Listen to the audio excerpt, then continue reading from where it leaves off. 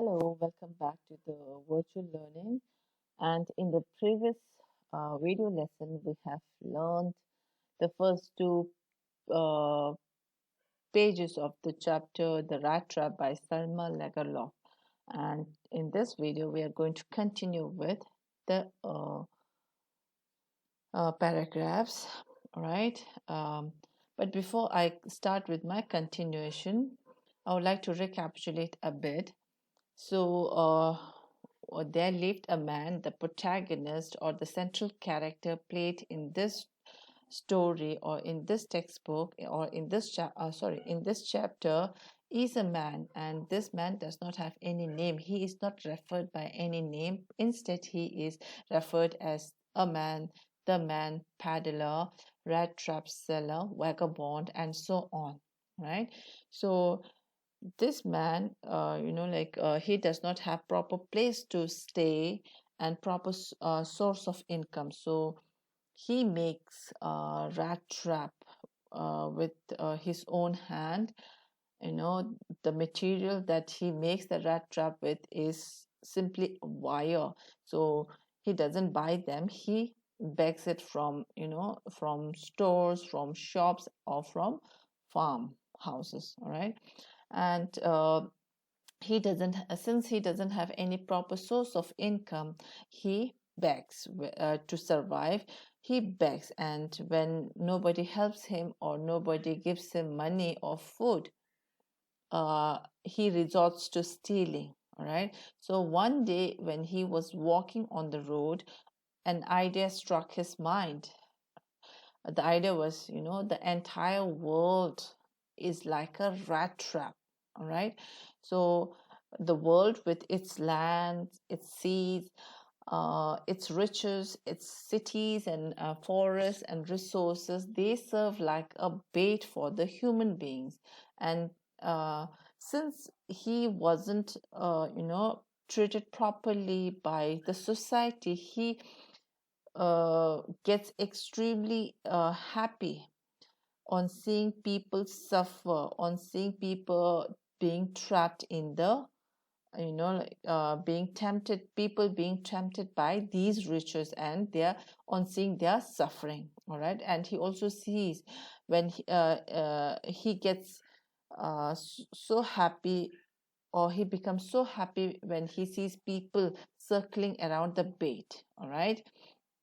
All right. So one evening, when it was about dark, he, comes across a little cottage by the side of the road, and he knocks on the door of the cottage. Usually, whenever he knocked on somebody's door, he was turned away, or his help was turned away. All right, he wasn't offered any help or any assistance, right? So instead of providing help by the owner, you know uh, they shower him with abuses, and they show sore expressions on their face, right?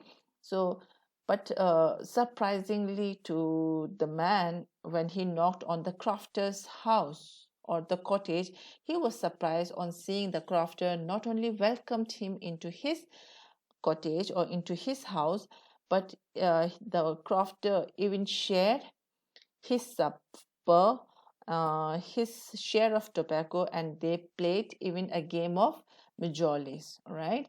And uh, so in that sense, the reason why Crofter invited the man into, or welcomed the man into his house, was because he was all alone and he was desperately in need of somebody to talk to or to have a company.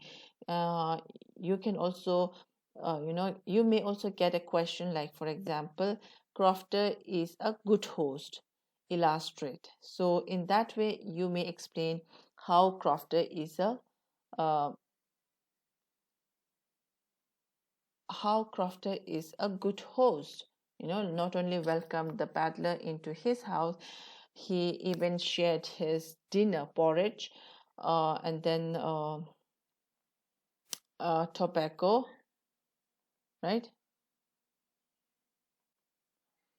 and then they played a card of game, you know, a game of card, sorry, a game of card called Majolis, all right, which is a Swedish card game, right?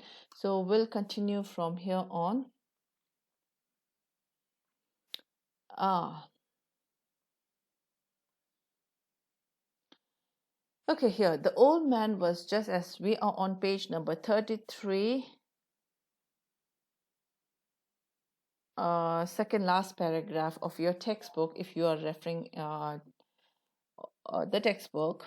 All right, so the old man was just as generous with his confidences as with his porridge and tobacco. Now we know that the old man was a kind-hearted. All right, he gave the peddler dinner, and he even gave him a slice of tobacco for him to enjoy it. And the man was also kind of confident about the peddler. All right, he was also kind of, like generous with his confidences, means was quite, like willing to trust the peddler.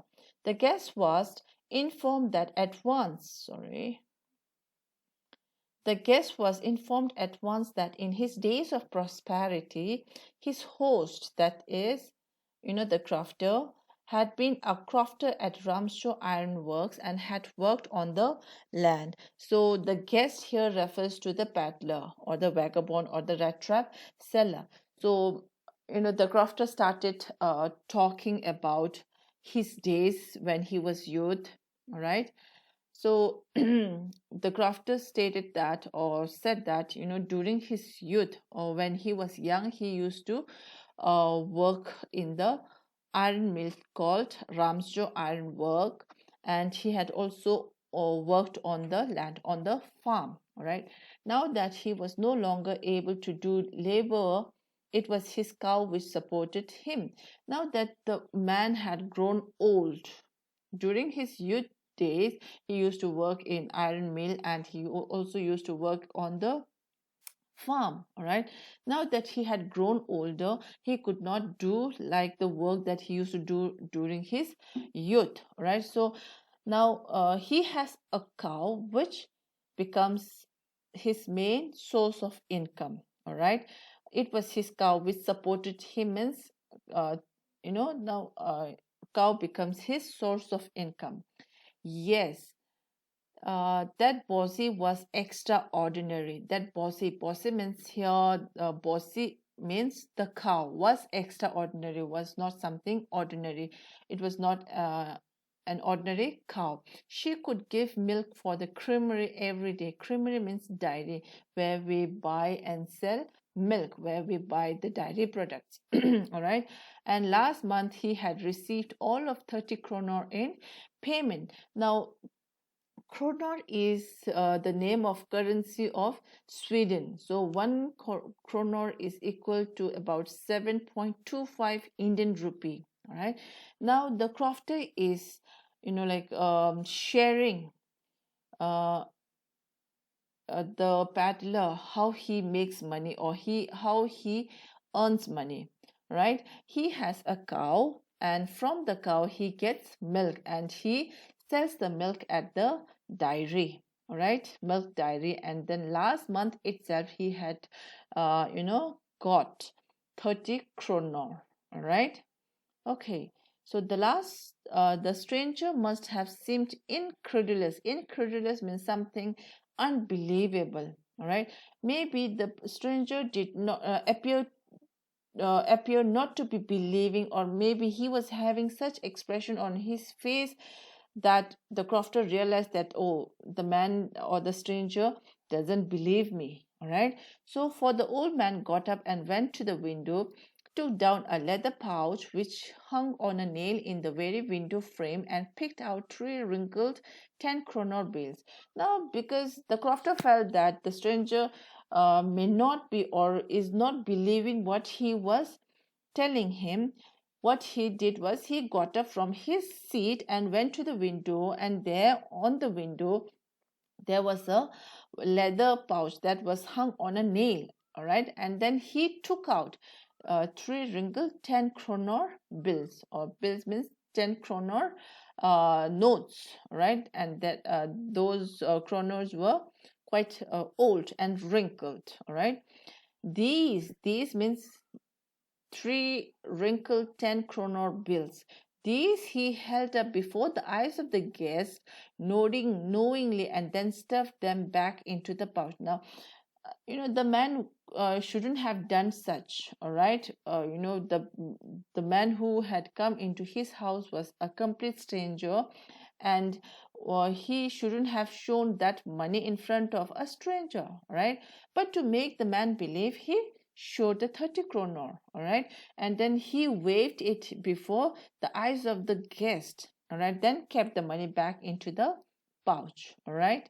Okay, now you know what kind of paddler or what kind of man is the paddler, all right? So what do you think?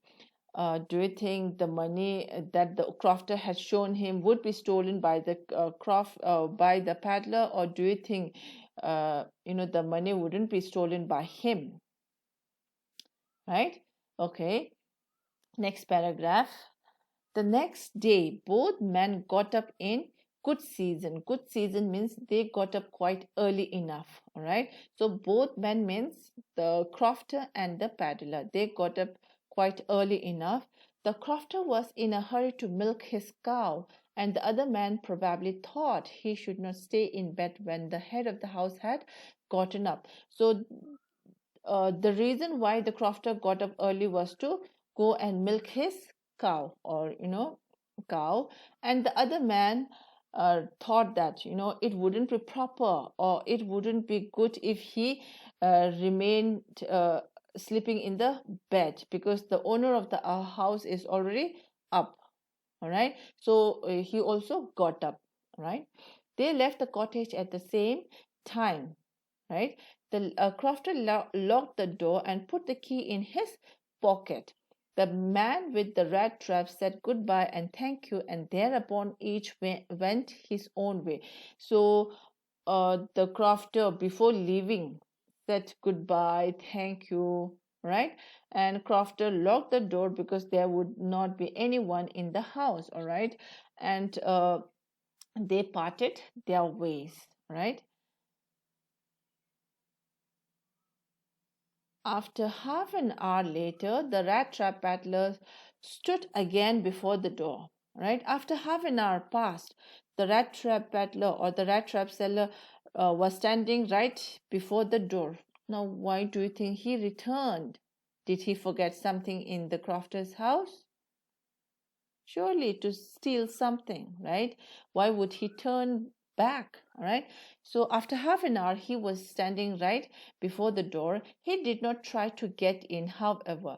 So he did not try to, break the door, break the lock, and get into the house, right? He only went up to the window, smashed a pane, stuck in his hand, and got hold of the pouch with the 30 kroner. So what he did was he used his mind, he used his brain. Instead of breaking the door or the lock, he went to the window where he saw the money pouch being hung, all right?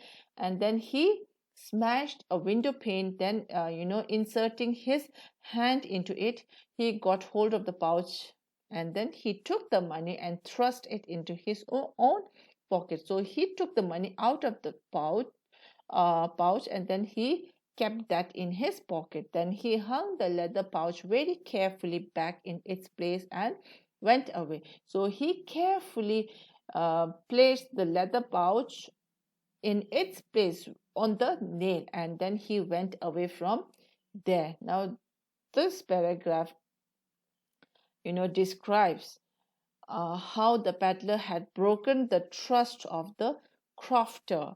The crofter was kind enough for the peddler. He was, shared his, he gave him supper. He not only provided him with shelter, he even gave him, dinner and tobacco, right? But he, broke the trust or the confidence of the crofter, right? Okay, as he walked along with the money in his pocket, he felt quite pleased with his smartness. Now, who is he here?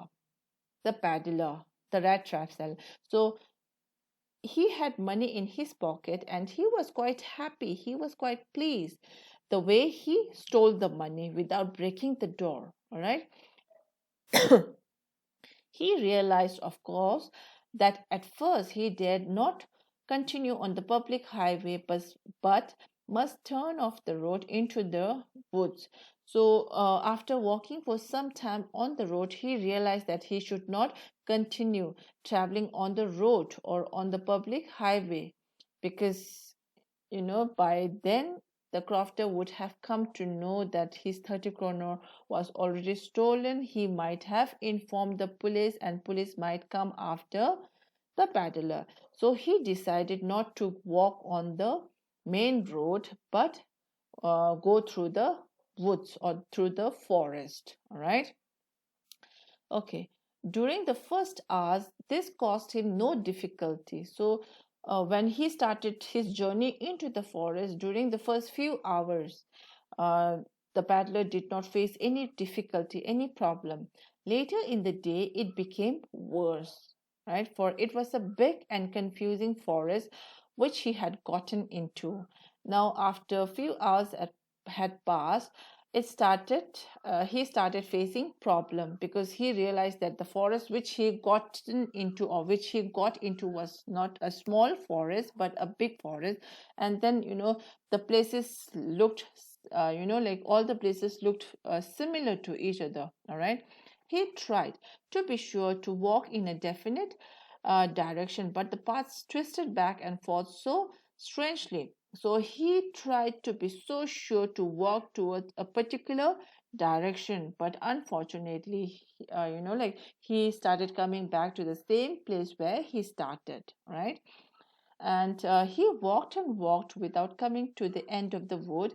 And finally, he realized that he had only been walking around in the same part of the forest, right? So, after walking for hours, for several hours, he realized that he had been coming to the same place, right? All at once, he recalled his thoughts about the world and the rat trap. Now, after having, faced with the problem of not finding any way out of the forest, he remembered the thought about the world and the rat trap. All right. Now his own turn had come. He had let himself be fooled by a bait and had been caught. So he realized that now it was his turn to be caught in the rat trap. Right? Um, he realized that he had been fooled to be, tempted by the bait in the form of 30 kronor. All right, and then he had now been caught in the snare. Snare means in the rat trap. All right, the whole forest with its trunks and branches, its thickets and fallen logs closed in upon him like an impenetrable prison from which he could never escape. So being in the forest, when now, like, out of exhaustion, when he looked around, it's a big forest, and with the tree trunks and the branches, its thickets means bushes, the forest bushes, small bushes and logs that have fallen. They started, they closed in upon, they started getting closer. That's what he felt. All right, they started closing in upon him like he was in a prison from which he has no escape. All right, from which he does not have any way out. All right. Okay, so like, uh why do you think the paddler realized that he had been let himself be fooled by the bait and had been caught?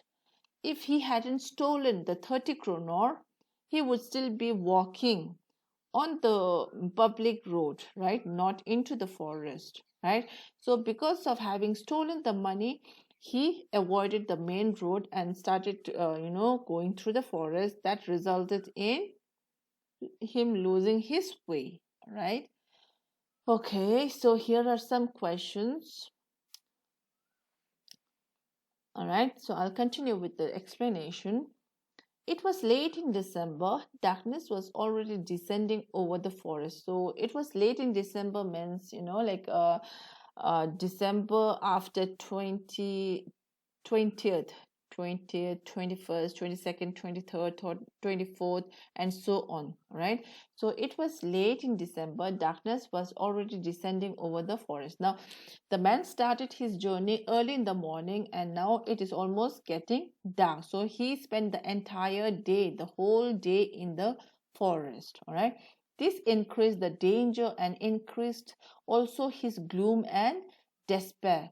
Now, being all alone in a big forest, especially during night time, involves a great danger because you may be, like killed or eaten up by wild animals, right? So there is a danger to your life. And it also, because of, darkness setting in, it increased his gloom. Gloom means his sadness. Despair means hopelessness of surviving or hopelessness of finding a way out, all right? Finally, he saw no way out, and he sank down on the ground, tired to death, thinking that his last moment had come. Now he was so hopeless that, his last moment of his life, that means he's now going to die soon, right? So, out of helplessness, out of despair, he fell down on the ground, so tired even to move. But just as he laid his head on the ground, he heard a sound, a hard, regular thumping. So the moment he, kept his head on the ground, he heard a sound because of the vibration. All right, uh, that travels through the, like through the earth, right? So he heard a hard regular thumping, the sound of something being beaten about, all right? There was no doubt as to what that was. So he, after hearing the thumping sound, he realized that what that sound was, all right? He raised himself, means he got up. Those are the hammer strokes from an iron mill, he thought. So, without any doubt, he realized that, the sound was coming, was made due to the hammer stroke, beating on an iron, and that sound was coming from an iron mill. So he realized that, there must be people nearby. All right. So because of the sound, one would obviously, have this intuition, or one would have this belief that, the sounds are made by people, so there would be people. All right. He summoned all his strength, got up, and staggered in the direction of the sound. So he summoned means he gathered all his strength. Now he was dead tired. All right. So he gathered all his strength, he got up, and then staggered means, like dragging his feet, not walking properly. Now, due to too much exhaustion, one could not walk properly. So he was staggering towards the direction of the sound, right? Okay, I'll explain this one also. The Ramshaw Iron Works, which are now closed down, were not so long ago a large plant with smelter, rolling mill, and forge. Now, this Ramshaw Iron Works, which is now partially closed, not entirely closed. If it is entirely closed, there wouldn't be people working, and there wouldn't be sound of, like some kind of thumping, right? But it is partially closed. And before many years, Ramshaw Ironwork was a big plant, big factory, right, with smelter, with the machines, with the rolling mill and the forge. Now these are related to iron mills. All right, iron mills, where irons are manufactured different with different designs. All right, in the summertime, long lines of heavily loaded barges and scows. Barges means ships. All right, scows, scows, barges, ships slid down the canal, which led to a large inland lake. And in the winter time, the roads near the mill were black from all the coal dust, which sifted down from the big charcoal crates. Crates means, like kind of carriage to carry the goods. All right. So during summertime, when when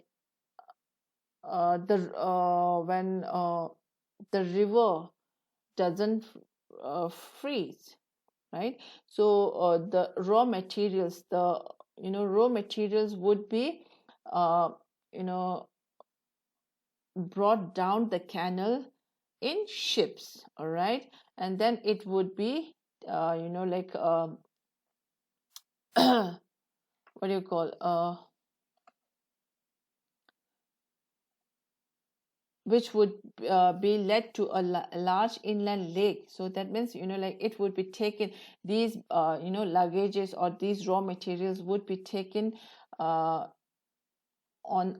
a large inland lake. And during winter time, right, when the river would freeze, the raw materials would be uh, carried on the road in big charcoal crates. All right. So because of having carried the charcoals in crates, the roads near the mill would all be covered with black colored, or black dust. All right, because of passage of crates. All right. Okay, so I'll stop here. We'll continue in the next video. Till then, take care.